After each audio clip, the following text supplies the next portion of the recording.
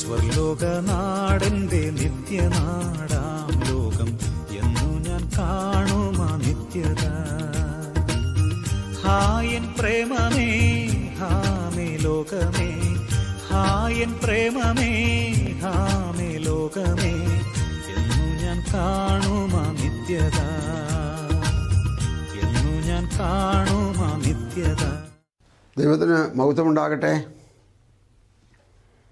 Grace മിനിസ്ട്രീസിന് സ്വാതന്ത്ര്യ സന്ദേശം എന്ന ഞങ്ങളുടെ TV പ്രോഗ്രാമിലേക്ക് ബഹുമാനപ്പെട്ട എല്ലാ ശ്രോതാക്കളെയും ദൈവനാമത്തിൽ നിറഞ്ഞ ഹൃദയത്തിലെ സ്നേഹത്തോടെ സ്വാഗതവും ഞങ്ങളുടെ ടീമിൻ്റെ വന്ദനവും നിങ്ങൾക്ക് കൈമാറുന്നു. പ്രാർത്ഥനയോടെ, മനസ്സോടെ, സന്തോഷത്തോടെ, ഉത്തരവാദിത്വത്തോടെ ഒരു നന്മ ആഗ്രഹിക്കുന്നെങ്കിൽ അതിനുവേണ്ടി നിങ്ങൾ ഉത്സാഹിക്കുക, സഹകരിക്കുക. ഇത്രയും സമയം എങ്ങനെയെങ്കിലും ഒന്ന് ശ്രദ്ധിക്കുക. കർത്താവ് നിങ്ങളെ സഹായിക്കട്ടെ. ഇനി അത് മുഴുവൻ കാണാനും കേൾക്കാനും കഴിഞ്ഞില്ലെങ്കിൽ യൂട്യൂബിൽ നിന്ന് നിങ്ങൾക്ക് കാണാം. അല്ല, എന്നോട് നിന്ന് ലിങ്ക് വാങ്ങിച്ചിട്ട് വാട്സാപ്പ് വഴി ലിങ്ക് വാങ്ങിച്ചിട്ട് നിങ്ങൾക്ക് വീണ്ടും റിപ്പീറ്റ് ചെയ്ത് കേൾക്കാം. ഇങ്ങനെയുള്ള എല്ലാ സൗകര്യങ്ങളും ചെയ്യുന്നത് എങ്ങനെയെങ്കിലും നിങ്ങൾ അനുഗ്രഹിക്കപ്പെടണം ഒറ്റ ആഗ്രഹമേ ഉള്ളൂ. നിങ്ങളെനിക്ക് പരിചയമില്ല, നിങ്ങളെ ഞാൻ കണ്ടിട്ടില്ല. അപ്പോൾ അതുകൊണ്ട് ആ നിലയിൽ നിങ്ങളുടെ പ്രതികരണം അത്യന്താപേക്ഷിതമാണ്. കർത്താവ് അനുഗ്രഹിക്കട്ടെ. പുതിയ 2 കാര്യങ്ങൾ പറയാൻ വിചാരിക്കുകയാണ്. ഒന്ന് ഇന്നും, ഒന്ന് അടുത്ത എപ്പിസോഡിലും. രാജാവിൻ്റെ സ്വന്തം മക്കൾ നമ്മൾ നോക്കാൻ പോവുകയാണ്. രാജാവിൻ്റെ സ്വന്തം മക്കൾ. വെളിപ്പാട് പുസ്തകം 1-ാം അധ്യായം 5-ാം വാക്യം. വിശ്വസ്ത സാക്ഷിയും മരിച്ചവരിൽ ആദ്യജാതനും ഭൂരാജാക്കന്മാർക്ക് അധിപതിയുമായ യേശുക്രിസ്തുവിങ്കിൽ നിന്ന് ഭൂരാജാക്കന്മാർക്ക് അധിപതിയായ യേശുക്രിസ്തുവിങ്കിൽ നിന്ന് നിങ്ങൾക്ക് കൃപയും സമാധാനം ഉണ്ടാകട്ടെ എന്ന അടുത്ത വാക്കുകൾ. അപ്പോൾ യേശുക്രിസ്തു ആരാണെന്നാണ് അറിയേണ്ടത്. യേശുക്രിസ്തു ആരാണെന്ന് അറിയുമ്പോൾ ഞാൻ ആരാണെന്നും കൂടി അറിയണം. അഥവാ കേൾക്കുന്ന ഓരോരുത്തരും അറിയണം ഞാൻ ആരാ, ദൈവം ആരാ. തിരിച്ചു പറഞ്ഞാൽ ദൈവം ആരാ, ഞാനാരാ. ഈ 2 കാര്യം അറിഞ്ഞാൽ നിങ്ങൾ എത്ര പ്രശ്നത്തിൽ പറഞ്ഞ പ്രശ്നമായാലും ശരി, അതിന് നീക്കുപോക്കുണ്ടാവും, ആശ്വാസം ഉണ്ടാവും, വിടുതലുണ്ടാവും, അനുഗ്രഹം ഉണ്ടാവും. നിശ്ചയമാണെന്നേ. 7ാമത്തെ പതിറ്റാണ്ടിലാണ് ഞാൻ നിൽക്കുന്നത്. ഇതറിഞ്ഞതിന് ശേഷം ഇവിടുത്തെ ഒന്നും വാരി സമ്പാദ്യം വർദ്ധിപ്പിക്കുന്ന കാര്യമല്ല പറഞ്ഞേ. എൻ്റെ കുടുംബത്തിൻ്റെ ഫോട്ടോ നിങ്ങളെ കാണിച്ചിട്ടുണ്ട്. മക്കളും കൊച്ചുമക്കളും അവരുടെ അമ്മയും ഞങ്ങളെ എല്ലാവരെയും കാണിച്ചിട്ടുണ്ട്. അതായത് 14 പേരെ. 3 മക്കൾ, അവരുടെ കുടുംബം, അപ്പോൾ 6. അവർക്ക് 2 മക്കൾ, അപ്പോൾ 6 12. ഞങ്ങൾ 2 പേര് 14. കണക്ക് ശരിയായല്ലോ. ഇവിടുത്തെ വാരി പിടിക്കാനും വെട്ടിപ്പിടിക്കാനും വേണ്ടിയുള്ള യജ്ഞമല്ല. 63ാമത്തെ വർഷമാണ് ഇത്. അങ്ങനെ ഞങ്ങൾ തുടരുന്നതുകൊണ്ട് ആ അനുഭവജ്ഞാനത്തിൽ നിന്ന്, അനുഭവത്തിൻ്റെ സാക്ഷ്യത്തിൽ നിന്ന് പറയുന്ന രാജാവിൻ്റെ മക്കൾ ആരാണെന്നറിയണം. രാജാവ് ആരാണെന്നറിയണം. എന്തുകൊണ്ട് അറിഞ്ഞുകൂടാ? വിദ്യാഭ്യാസം പ്രശ്നമല്ല, സമയമില്ലാത്ത പ്രശ്നമല്ല, കേൾവി കുറവുള്ളത് പ്രശ്നമല്ല, മതം പ്രശ്നമല്ല, പ്രായം പ്രശ്നമല്ല. എന്താ പ്രശ്നം? മനസ്സൊരു പ്രശ്നമാണ്. യേശു പല വ്യക്തികളെ കണ്ടപ്പോൾ ചോദിച്ചു, നിനക്ക് മനസ്സുണ്ടോ എന്ന്. യേശുവിനോട് ഒരാൾ ചെന്ന് പറഞ്ഞു, നിനക്ക് മനസ്സുള്ള എന്നെ സൗഖ്യമാക്കാൻ കഴിയും. ഉടനെ യേശു പറഞ്ഞു, എനിക്ക് മനസ്സുണ്ട്. ഞാൻ അവനോട് ചോദിച്ചു, നിനക്ക് ഒരാഴ്ച മുമ്പ് ചെന്ന് മേടിക്കാറുന്നില്ലേ? പക്ഷേ എനിക്കത് മനസ്സിലായില്ലായിരുന്നു. നമുക്ക് മനസ്സുണ്ടോ? ഹൃദയങ്ങളെ തൂക്കി നോക്കുന്നവൻ, വായിച്ചറിയുന്നവൻ, കൃത്യമറിയുന്നവൻ അറിയാം മനസ്സുണ്ടോന്ന്. ഓക്കെ,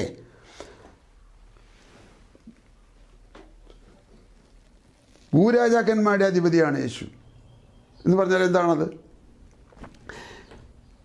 എഴുത്തുകാലത്ത് രാജ്യം ഭരിക്കുന്ന, ലോകം ഭരിക്കുന്ന രാജ്യങ്ങളിലെ ഭരണാധികാരികൾ അധികം പേരും രാജാക്കന്മാരായിരുന്നു, മനസ്സിലാക്കിയാൽ മതി. അങ്ങനെ ഒന്ന് മനസ്സിലാക്കിയതുകൊണ്ട് അതിനകത്ത് വലിയ തെറ്റൊന്നും വരാനില്ല. അങ്ങനെ എല്ലാ ഭരണാധികാരികളുടെയും മേലെയുള്ളൊരു അധിപതിയാണ് യേശു ക്രിസ്തു. യേശുവിന് മുകളിലും യേശുവിനൊപ്പവും ഒരു ഭരണാധികാരിയില്ല, ഒരു രാജാവില്ല. രാജാവിൻ്റെ കാര്യം പറയുകയാണെങ്കിലേ നിങ്ങളൊക്കെ കേട്ടും അറിഞ്ഞും പഠിച്ചും പരിചയിച്ചും ഇരുന്നിട്ടുള്ള കാര്യം. യേശു ക്രിസ്തു ജനനം മുതൽ തുടങ്ങിയതാണല്ലോ ഈ പോര്. യഹൂദന്മാർ രാജാവായി പിറന്നവൻ എവിടെ എന്നൊരു വാക്ക് ചോദിച്ചപ്പോഴത്തേക്കും അന്നത്തെ ഭരണാധികാരിയായ ഹെരോദ രാജാവ് ഭ്രമിച്ചു. വല്ലാതെ ഒരു കോളിളക്കമായി. രാത്രിയിലാണ് ശമ്പളം വാങ്ങി ജീവിക്കുന്ന ഭരണകർത്താക്കളായ ആൾക്കാർ വന്നിട്ട് ചോദിക്കുന്നത്, യഹൂദന്മാർ രാജാവായി പിറന്നവൻ എവിടെ? ഉടനെ സന്നിധി സംഘത്തെ മഹാപുരോഹിത വർഗത്തെ വിളിച്ചു വരുത്തി, ശാസ്ത്രിമാരെ വിളിച്ചു വരുത്തി. അങ്ങനൊരു വചനമുള്ളത് എവിടെയാണ് വേദപുസ്തകത്തിനകത്ത്? അവർ വചനം വായിച്ചു കേൾപ്പിച്ചു. ഇപ്പോൾ പറയുന്ന കാര്യം മത്തായി സുവിശേഷം 2-ാം അധ്യായത്തിലെ കാര്യമാണ്. അങ്ങനെ യേശുവിൻ്റെ ജനനം മുതൽ തുടങ്ങി പോര്. ഇന്നും അതുണ്ട്. ഈ പോരെടുത്തവരെല്ലാം, ഈ വിധി കൽപ്പിച്ച ആൾക്കാരെല്ലാം, പീലാത്തോസ് ഉൾപ്പെടെ, മഹാപുരോഹിതന്മാർ ഉൾപ്പെടെ, കഴിഞ്ഞ എപ്പിസോഡിൽ പറഞ്ഞതുപോലെ എല്ലാ മുഴങ്കാലും മടങ്ങാൻ പോവുക. എല്ലാ മുഴങ്കാലും മടങ്ങിയിട്ട് ഒറ്റ വാക്ക് വിളിച്ച് പറയണം, ഏറ്റു പറയണം, യേശു ക്രിസ്തു മാത്രം കർത്താവ്. പറഞ്ഞേ തീരൂ. ഞാൻ പറഞ്ഞിട്ടല്ല,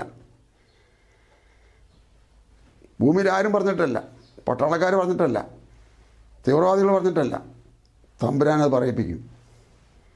അങ്ങനെയാണ് പ്രമാണം. പോട്ടെ. അപ്പോൾ നമ്മൾ പറഞ്ഞത് യേശു ക്രിസ്തു ആരാണ്?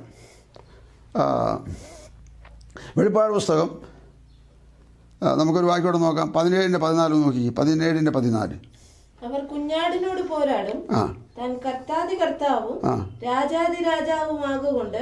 കുഞ്ഞാട് യേശു ക്രിസ്തു, കുഞ്ഞാട് യേശുവിനോട് പോരാടും, താൻ രാജാതി രാജാവും കർത്താതി കർത്താവുമായതുകൊണ്ട്. അത് മതി, എനിക്ക് അത് മതി. ആ വാക്യങ്ങൾ കിട്ടിയാൽ മതി. ബാക്കിയൊക്കെ അവിടെ കിടക്കട്ടെ. ആയതുകൊണ്ട് ഇവൻ അവരോട് പോരാടി ഇവൻ ജയിക്കും. അത്രയേ ഉള്ളൂ അതിൻ്റെ മെയിൻ. 19-16 കൂടി വായിച്ചേ. വെളിപ്പാട് 19-16. രാജാതി രാജാവും കർത്താതി കർത്താവും എന്ന നാമം അവന്റെ ഉടുപ്പിന്മേലും തുടമേലും എഴുതിയിരിക്കുന്നു. ഉടുപ്പിലെഴുതി, ശരീരത്തിലെഴുതി. കേട്ടോ? സ്വർഗത്തിൽ നിന്ന് ഇങ്ങോട്ട് വരിക ലോകം ഭരിക്കാൻ. വെള്ള കുതിരപ്പുറത്ത് വരിക. വലിയൊരു സൈന്യം അവൻ്റെ കൂടെ വെള്ള കുതിരപ്പുറത്തുണ്ട്. അത് വിശദീകരിക്കാൻ ഇപ്പം ഒക്കില്ല. എന്നാൽ ഈ എഴുത്തെന്തിനാ? എല്ലാവരും വണങ്ങിക്കോളി, കുനിഞ്ഞോളി, എല്ലാവരും ഒന്ന് വിധേയപ്പെട്ടോളി, ഒന്ന് ഒഴിഞ്ഞു മാറിക്കോളി. ഭരണം മാറാൻ പോവാണ് എന്നുള്ളതിൻ്റെ മുന്നറിയിപ്പാണ് ആ എഴുത്ത്. അവൻ്റെ ഉടുപ്പിൽ വായിച്ചാൽ ഇതാ വരുന്നേക്കൊണ്ട് രാജാതി രാജാവ്, കർത്താതി കർത്താവ്. ഭൂമിയിൽ ജനിച്ചിട്ടുള്ള നിലവിലുള്ള സകല മനുഷ്യരുടെയും കർത്താവ്. അതാണ് കർത്താതി കർത്താവ്, രാജാതി രാജാവ്. സ്തോത്രം. യേശു ക്രിസ്തു രാജാവാണെന്ന് പറയുമ്പോൾ നിങ്ങൾക്ക് ആർക്കെങ്കിലും വിഷമം തോന്നുന്നുണ്ടോ? യേശുവിൻ്റെ വായ് കൊണ്ടെന്ന് പറഞ്ഞത് ഞാനൊന്ന് പറയട്ടെ. അത് സ്വന്തം നാവുകൊണ്ട് പറഞ്ഞ കാര്യം. യോഹന്നാൻ എഴുതിയ സുവിശേഷം 18-ാം അധ്യായത്തിലേക്ക് ഒന്ന് പോയിട്ട് 37-ാമത്തെ വാക്യം നോക്കി. യേശു തൻ്റെ വായ് കൊണ്ട് എന്താണ് പറഞ്ഞത്? പീലാത്തോസ് അവനോട്, എന്നാൽ നീ രാജാവ് തന്നെയല്ലോ എന്ന് പറഞ്ഞതിന് യേശു, നീ പറഞ്ഞതുപോലെ ഞാൻ രാജാവ് തന്നെ. രാജാവിനെ പ്രജയാ വിസ്തരിക്കുന്നത്. ആരാ പ്രജ? പീലാത്തോസ്. ആരുടെ മുമ്പിൽ? യേശുവിൻ്റെ മുമ്പിൽ. യേശു ആരാ? രാജാവ്. എന്തു രാജാവ്? രാജാതി രാജാവ്. എന്തൊരു രാജാവ്? കർത്താതി കർത്താവ്. ജനനം മുതൽ പിന്നെ ആരാ? ചോരക്കുഞ്ഞിനെ കാണാൻ പോകുന്ന ആൾക്കാർ അന്നത്തെ കരോധരാജനോട് ചോദിച്ചു, യഹൂദന്മാർ രാജാവായി പിറന്നവൻ എവിടെ? ഈ ഒറ്റ വാക്കുകൊണ്ട് ആ നാട്ടിൽ ഒരുപാട് കുഞ്ഞുങ്ങളെ കൊന്നു കളഞ്ഞ രാജാവ്. യേശുവും ആ കൂട്ടത്തിലും ഇല്ലാതാകണമെന്ന് കണക്കാക്കിയിട്ടാ ചെയ്തത്. ഓർത്ത് നോക്കിക്ക്, ഈ സംഭവം ഒന്ന് ഓർത്ത് നോക്കിക്ക്. ക്രൈസ്തവ സമൂഹം ഒന്ന് കേട്ട് ഓർത്ത് നോക്കിക്ക്. ഈ രാജാതി രാജാവിന് നിങ്ങൾ എന്താ ചെയ്യുന്നത്?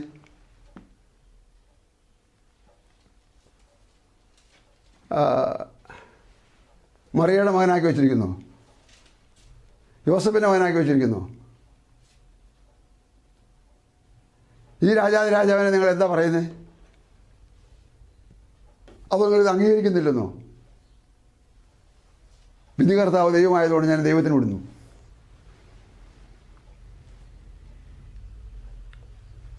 പീലാത്തോസ് ചോദിക്കുകയാണ്, ഇവർ നിന്നെക്കുറിച്ച് പറയുന്ന ആശയവും നീ രാജാവാന്ന് പറയുന്നുണ്ട്. നീ രാജാവാണോ? മറുപടി എന്താ? ഞാൻ രാജാവാകുന്നു. നീ പറഞ്ഞതുപോലെ ഞാൻ രാജാവാകുന്നു. യേശു ഭൂമിയിലായിരുന്നപ്പോൾ ഹെരോദ രാജാവിനോട് ഇങ്ങനെ പറഞ്ഞു എന്ന് പറഞ്ഞിട്ടും ഇവരിങ്ങനെ പറഞ്ഞു എന്ന് പറഞ്ഞിട്ടും ഒരു കൂട്ടം ആൾക്കാർ അംഗീകരിച്ചിട്ട് അവനെ പിടിച്ച് രാജാവാക്കാൻ എല്ലാം കൂടി തട്ടം കൂട്ടി എന്ന് പറഞ്ഞാൽ ഒരു ഗ്രൂപ്പ് ആൾക്കാർ. യേശു അവിടെ മട്ട് ഓടിപ്പോയി. യേശു ആ വന്ന പീരിയഡിലെ ദൗത്യം അതല്ല. ആ പീരിയഡിലെ ദൗത്യം പാവപരിഹാരം വരുത്തുക എന്നുള്ളതാണ്. ശാപത്തിന് മോചനം വരുത്തുക എന്നുള്ളതാണ്. ശാപം എന്ന് പറഞ്ഞാൽ ഗലാത്യ ലേഖനത്തിൽ എഴുതിയിട്ടുണ്ട്, നമ്മുടെ ശാപത്തിന് പകരം അവൻ ശാപമായി. ശാപത്തിന് പകരം ശാപമായി, പാപത്തിന് പകരം പരിഹാരകനായി, പാപത്തിന് ശിക്ഷയാകുന്ന മരണം താൻ സ്വയം ഏറ്റെടുത്തു.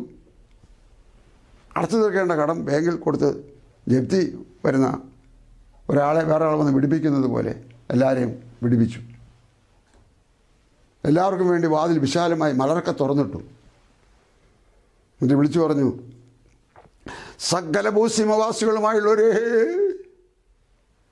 എങ്കിലേക്ക് നോക്കി രക്ഷപ്രഭീൻ. ഞാനല്ലാതെ വേറൊരു ദൈവമില്ലല്ലോ. എനിക്കിഷ്ടപ്പെട്ടില്ല അത്. വേറൊരു ദൈവമില്ലല്ലോ. ഞാൻ ഇതാ തയ്യാറായി വന്നിരിക്കുന്നല്ലോ എന്നല്ലേ പറയും. ഇവിടെ ഒരുപാട് ദൈവങ്ങളുണ്ടെന്ന് അങ്ങനെ അവിടത്തേക്ക് അറിയാം. വേറൊരു ദൈവം ഇല്ലല്ലോ. എൻ്റെ പൊന്നേ, യേശു ഇല്ല എന്ന് പറഞ്ഞാൽ ഇല്ല, ഉവ്വ എന്ന് പറഞ്ഞാൽ ഉവ്, അല്ല എന്ന് പറഞ്ഞാൽ അല്ല, അതെ എന്ന് പറഞ്ഞാൽ അതെ. മാറ്റിപ്പറിച്ചിലില്ല കേട്ടോ. സമയം നോക്കി തരം നോക്കി മാറ്റിപ്പറിച്ചിലില്ല. യേശു ആരാണോ ആ മഹത്വം അവൻ ഭൂമിയിലും വെളിപ്പെടുത്തി. അവൻ്റെ ദൗത്യം ഭൂമിയിൽ നിർവഹിച്ചു. തിരിച്ചുപോയി. എവിടെ നിന്ന് വന്നു എഴുതിയിട്ടുണ്ട്. എല്ലാം വായിച്ച് തീർക്കാൻ സമയം പോരാ. സ്വർഗത്തിൽ നിന്ന് വന്നു. എന്തിനു വന്നു? ഇന്ന ദൗത്യത്തിന് വന്നു. അത് ഞാൻ പറഞ്ഞല്ലോ. ഓക്കെ. എന്നിട്ട് എന്ത് ചെയ്തു? തിരിച്ചുപോയി. എവിടേക്ക്? വന്നോടത്തേ തിരിച്ചുപോയി. ഇനി അവിടെ നിന്ന് വീണ്ടും വരും. എന്തിന്? അത് അംഗീകരിച്ചവരെ ചേർക്കാൻ. എത്ര എത്ര സിമ്പിൾ കാര്യമല്ല ഇതൊക്കെ. മനസ്സിലായി?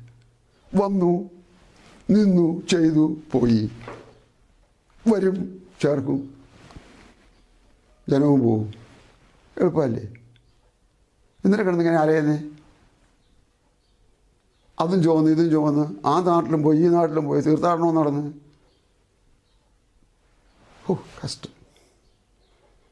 കഷ്ടം. സ്വോത്രം. പോക്കറ്റിൽ പൈസ ഇരുന്ന് മറന്നു പോയിട്ട് അടുത്ത വീട്ടിൽ ചെന്ന് വായ്പ മേടിക്കുന്ന പോലെ. അതിനേക്കാൾ 4 ഇരട്ടി പൈസ പോക്കറ്റിലിരിക്കുന്നത്. മറന്നുപോയി. അരികത്ത് നിൽക്കുന്ന യേശുവിനെ മറന്നുപോയി. തേടി പോവുക യേശുവിനെ. ദീർഘ ദിവസങ്ങളിലേക്ക് തീർത്ഥയാത്രയായിട്ട് പോവുക. ആര്? വിശ്വസിക്കുന്നു പറയുന്നവർ. വിശ്വസിക്കുന്നു പറയുന്നവർ ഇവിടെ നിന്ന് വിളിച്ചങ്ങോട്ട് വരില്ലേ? എത്ര അന്ധതയുടെ ആധിക്യമാണ് നോക്കിക്കേ. ഇരുട്ടിൻ്റെ മറവിലാന്ന് നോക്കിക്കേ. ഇവിടെ എന്താ പറഞ്ഞുകൊണ്ടിരിക്കുന്നത് ഞാൻ? ആരാണ് യേശു? എൻ്റെ സഹോദര, നീ അത് അറിയണം. സഹോദരി, നീ അത് അറിയണം. കേൾവിക്കാരാ ശ്രോതാക്കളെ, നിങ്ങളത് അറിയണം. യേശു ആരാണ്? യേശു രാജാതി രാജാവാണ്. ആര് നിഷേധിച്ചാലും അതിനെ ഖണ്ഡിക്കാൻ വചനമുണ്ട്. യേശു രാജാതി രാജാവ്. അവന് 2 വീടുണ്ട്.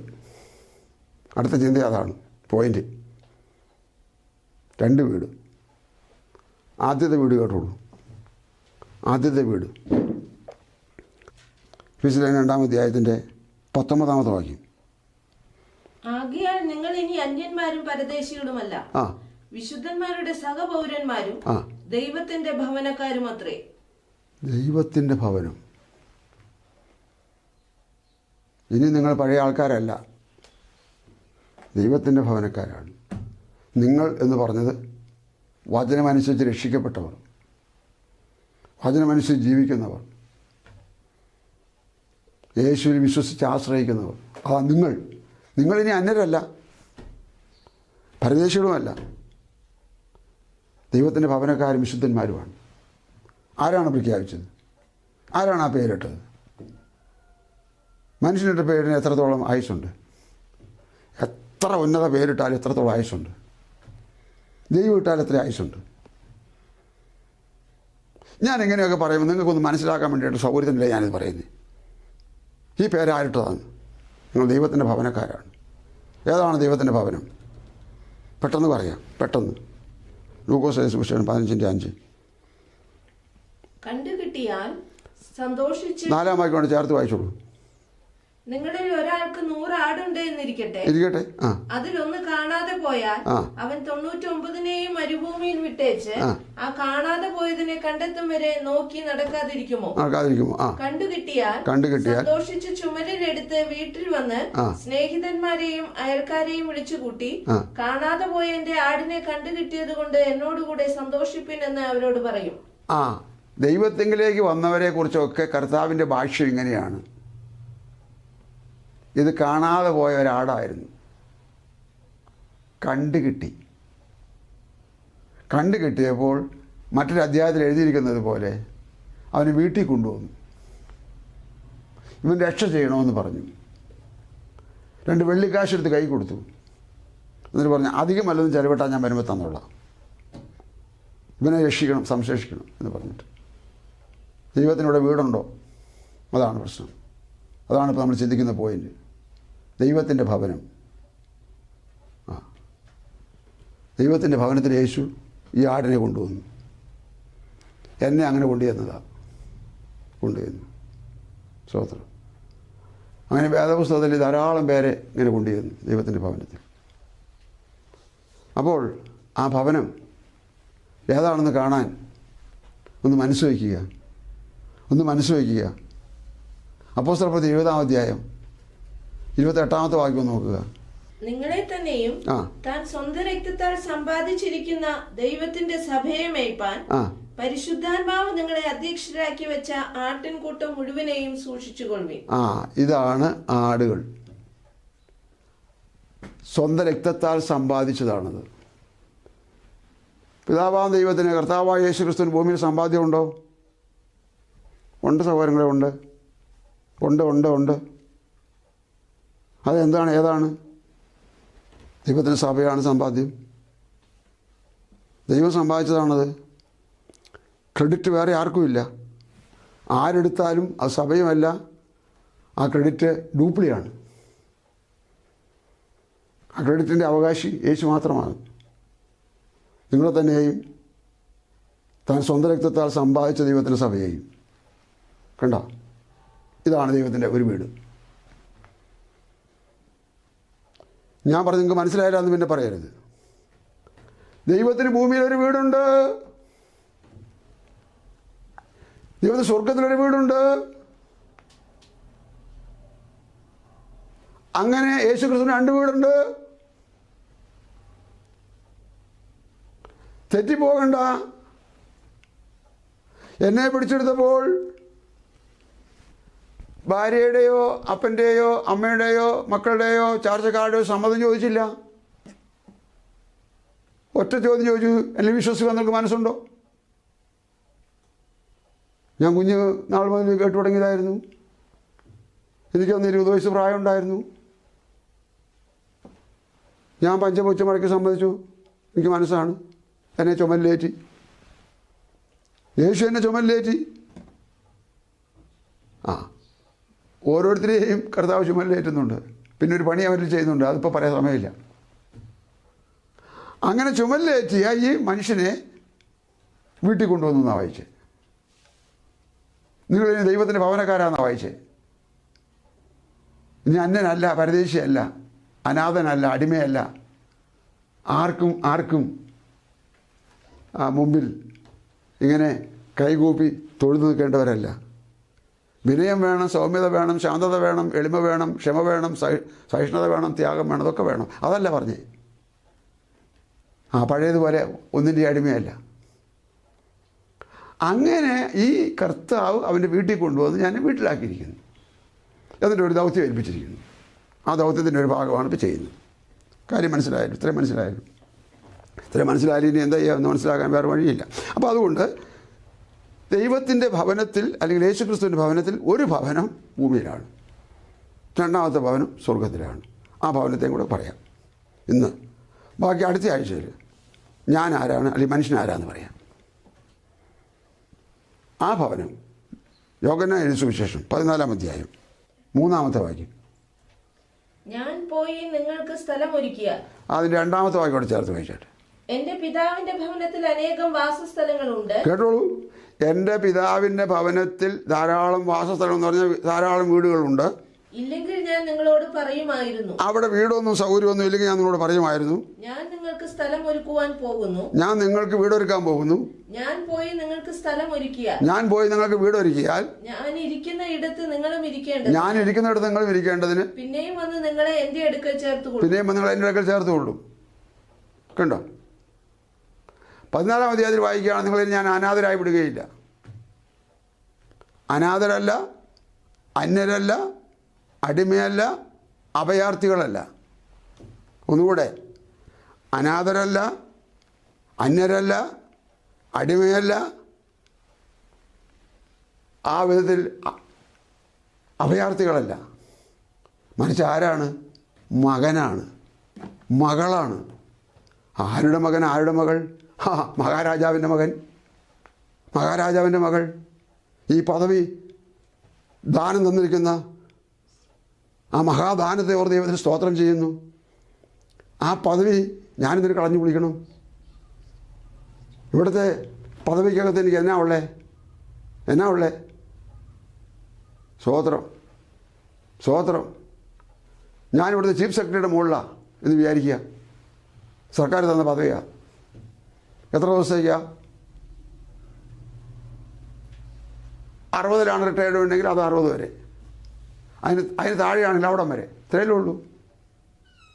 പിന്നെ മനുഷ്യപുത്രന്മാരെ തിരികെ വരുമെന്നുള്ള വിളി വന്ന് ശരീരം വിട്ടും ലോകം വിട്ടും പിരിയേണ്ടി വന്ന, മരണത്തോടെ പിരിയേണ്ടി വന്ന അവിടം വരെ. അത്രയല്ലേ ഉള്ളൂ.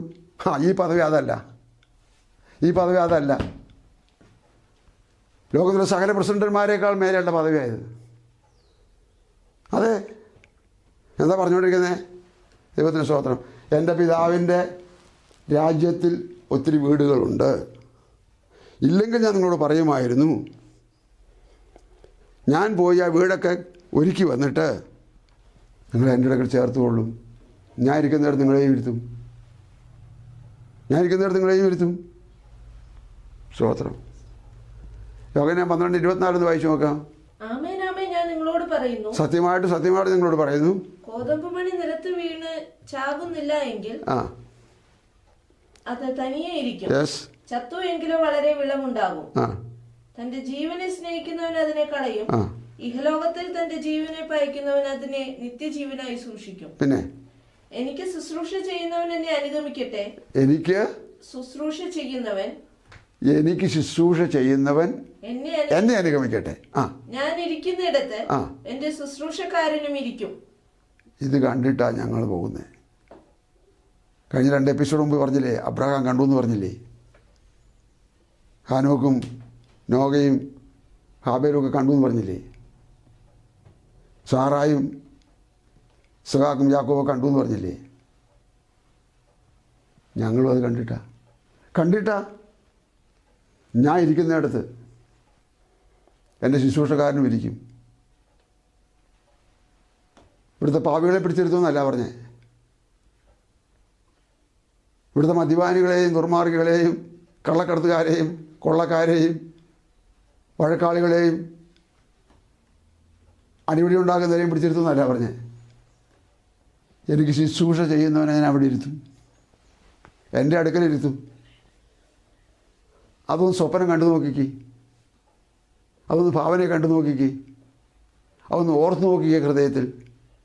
എന്തിനാ കിടന്ന് ഇങ്ങനെ അലയുന്ന മക്കളുടെ പേരിലും മരുമക്കളുടെ പേരിലും കൊച്ചുമക്കളുടെ പേരിലും ജോലിയുടെ പേരിലും സാമ്പത്തികത്തിൻ്റെ പേരിലും അലച്ചലോ. പേരെന്നാ സാറാമ്മ, പേരെന്നാ അന്തോണി, പേരെന്നാ മർക്കോസ്, പേരെന്നാ മത്തായി. എന്തിനാ അങ്ങനെ കിടന്ന് അലയുന്നത്? പേരുകൊണ്ടല്ല കാര്യം, നേരുകൊണ്ട് അവിടത്തോട് ചോദിക്കണം, കർത്താവേ, ആമേൻ, എന്താണ് ഇനി ചെയ്യേണ്ടത്? കർത്താവേ, എന്നെ നേർവഴി കൊണ്ടുവരണമേ, നീതി വഴി കൊണ്ടുവരണമേ, ന്യായ വഴി കൊണ്ടുവരണമേ, സത്യവഴി കൊണ്ടുവരണമേ, വിശുദ്ധ വഴി കൊണ്ടുവരണമേ, പ്രമാണ വഴി കൊണ്ടുവരണമേ. പ്രാർത്ഥിച്ചാൽ പോരെ? അവിടുത്തെ ആത്മാവെന്നെ നിയന്ത്രിക്കണമേ കർത്താവേ. ഞാനോ പണ്ടേ വഴക്കാളി, ഇപ്പോഴും വഴക്കാളിയാണ്. ഞാനോ പണ്ടേ കുശുമ്പന, ഇപ്പോഴും കുശുമ്പന. എന്തിനാ യേശുവിൻ്റെ പേര് പറയുന്നത്? എന്തിനാ അവൻ്റെ പേരിന് നാണക്കേടുണ്ടാക്കുന്നത്? ഭൂമിയിലുള്ളവരെന്തും പറയട്ടെ, സ്വർഗത്തിലുള്ളവരെന്തും പറയും നോക്കാം. ഞാൻ എൻ്റെ വാക്കുകളെ അവസാനിപ്പിക്കട്ടെ. ആരാണ് യേശു? മഹാരാജാവാണ് യേശു. അതിൻ്റെ കീഴിലല്ലാതെ മേലെ ഒരു രാജാവില്ല. ആരാണ് യേശു? കർത്താവാണ് യേശു. അതിൻ്റെ മുകളിലൊരു കർത്താവില്ല. അവൻ എൻ്റെ ആരാണ്? അവൻ എൻ്റെ പിതാവാണ്. ബാക്കി അടുത്ത ആഴ്ച കേൾക്കൂ, അടുത്ത എപ്പിസോഡിൽ കേൾക്കൂ. നമുക്കവിടെ നിർത്താൻ അവസാനിപ്പിക്കാം. ഇങ്ങനെയുള്ള ഒരു രാജകൊട്ടാരത്തിലെ ഒരു മകനായി ജീവിക്കാനും അവിടെ നിന്ന് ഇറങ്ങി വന്ന് നിങ്ങളോടിത് പറയാനും സാധിച്ചതിൽ കോടാനകോടി നന്ദി സ്തോത്രവും കർത്താവിന് കരയേറ്റുന്നു. ഇത് ഒറിജിനലാണ്, വചനപ്രകാരമുള്ള ഒറിജിനൽ വചനമായത്, സുവിശേഷമായത്. ഇതാ സുവിശേഷത്തിന് കാമ്പ്, കഴമ്പ്, ക്രീം, സത്ത് അതാണ്. അത് കളഞ്ഞ് വെച്ചാൽ അതിലേലും പോയി അവിടെ ഇവിടെ പള്ളയെ പിടിച്ചിട്ട് കാര്യമൊന്നുമില്ല. പ്രാർത്ഥിക്കാം. സ്വർഗീയ പിതാവേ, യേശുക്രിസ്തുവിൻ്റെ നാമത്തിൽ ഇന്ന് പകൽ വചനം കേട്ടവരായ ചെറിയവരും വലിയവരുമായിട്ടുള്ള സകല പേർക്കും വേണ്ടി പ്രാർത്ഥിക്കുന്നപ്പാ. ഒരാൾ പോലും അന്യപ്പെട്ടു പോകാനിട വരാതെയും അവർ മറ്റു പലരെയും കർത്താവിലേക്ക് കൊണ്ടുവരുന്നതിനുള്ള വാതിലായി, വഴിയായി, മാധ്യമമായി, മുഖാന്തരമായി തീരാനിടയാകണമേ. അതിനായി പ്രാർത്ഥിക്കുന്ന കർത്താവേ, നൈമിഷികമായ നശ്വരമായ ക്ഷണഭംഗുരമായ വെള്ളത്തിലെ നീർക്കുമുള പോലെയുള്ള ഈ ജീവിതത്തിന് വേണ്ടി അവരുടെ ആയുസ്സ് തൊലച്ചും വലച്ചും കളയാതെ സത്യത്തിലേക്ക് കൈപിടിച്ച് അവരെ നടത്തുമാറാകണമേ. അങ്ങവരെ ആദരിക്കണമേ, സന്ദർശിക്കണമേ. അവരനേകരെ കാണാതെ പോയ ആടല്ലേ കർത്താവേ, തേടിച്ചെന്നവരെ പിടിച്ചെടുക്കണമേ. കർത്താവിൽ പ്രതീക്ഷിക്കുന്നു. ഈ ജനത്തെ ഒരുമിച്ച് അനുഗ്രഹിച്ച് പ്രാർത്ഥിക്കുന്നു.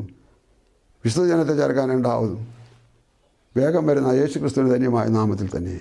ആമേൻ. God bless U.